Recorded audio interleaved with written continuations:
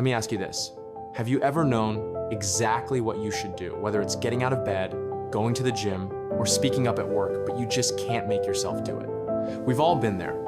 The 5-second rule, made famous by Mel Robbins, claims to hack this very moment of hesitation. But is it just another self-help platitude, or is there real cognitive science behind it? Here's the setup. Mel Robbins found herself, like so many of us, trapped in a cycle of overthinking and inertia.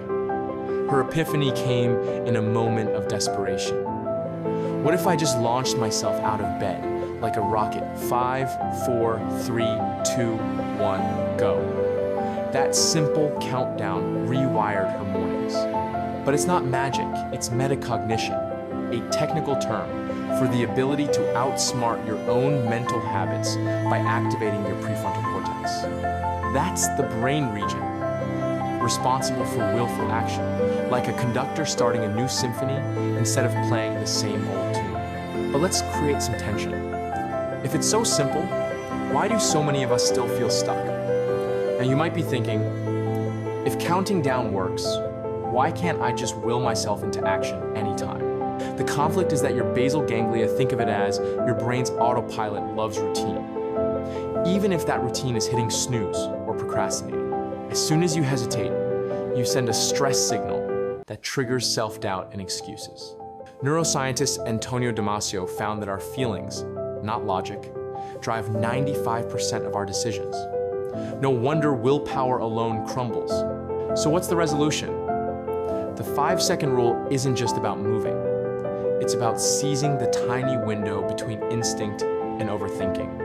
That's your activation energy, the psychological spark needed to override your default settings.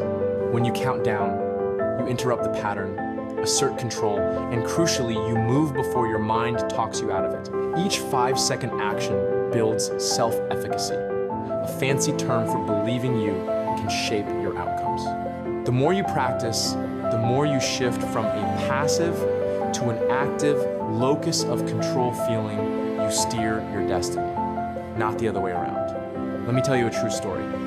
Mel used this rule to claw her way out of career and financial despair, but so have thousands of others. From breaking addiction cycles to re-entering the job market to finally speaking up in meetings, their results aren't just anecdotal. Studies in behavior change show that starting rituals, those tiny, reliable cues, are the foundation of new habits. The 5-second rule is one of the simplest, most actionable starting rituals you'll ever try. So the next time your instinct nudges you, count it down. 5 seconds might just change your life. When you think of courage, do you imagine Nobel Prize winners and civil rights icons?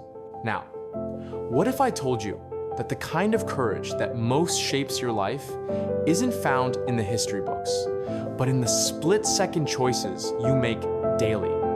Clicking send on a risky email, asking for that raise, or simply not hitting snooze again? Here's the setup.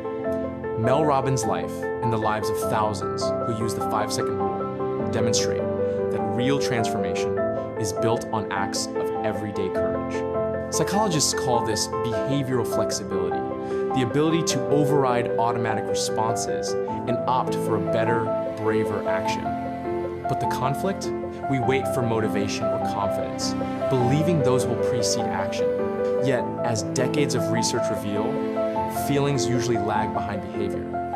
If you wait to feel ready, you'll never start. Now, you might be asking, if courage is so accessible, why does it feel out of reach? Here's the tension. Cultural myths make us think courage is rare, reserved for the extraordinary. But Rosa Parks didn't wake up planning to spark the civil rights movement. She described her pivotal refusal as a moment where the time had just come, that I had been pushed as far as I could stand to be pushed. No hesitation, just instinct. The resolution? Courage is a muscle, not a gift. The more you practice 5-second decisions, speaking up, starting projects, making the uncomfortable call, the easier it gets. Behavioral science backs this up. Repeated actions rewire your neural pathways, making bravery less a leap and more a natural step. The 5-second rule operationalizes this by making courage a reflex, not a deliberation. Let me turn the spotlight on you. What's one thing you keep waiting for the right time to do? What if you're wrong about how hard it'll be? What if 5 seconds of courage could open the door to your next chapter? Don't wait for a lightning bolt. Make the small, brave move. That's where real change lives. Ever notice how the smallest pause, just 5 seconds of hesitation, can be the difference between progress and paralysis? That's not a character flaw, but a product of how our brains are wired. It's called a habit loop, a self-reinforcing cycle where a cue triggers a routine, leading to a reward. Hitting snooze, procrastinating at work, or biting your tongue in meetings, all classic habit loops. Here's the setup. We all want change, but we're up against millions of years of evolution designed to keep us safe and stuck.